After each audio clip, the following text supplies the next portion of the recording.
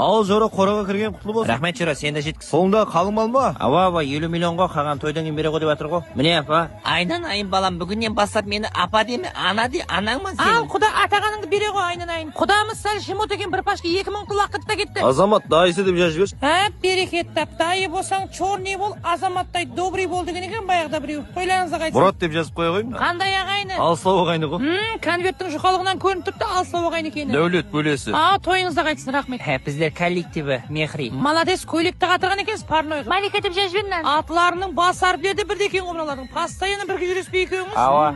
Нөкістегі бекеші Замира Ал, деп. нөкістегі Замира деген бекеші туған кезде қиналмады ма шешесі деп әзілдесіп қоямыз арасында. Ал, туысқан әжапасы кеп өтқан екен, атыңыз кім еді?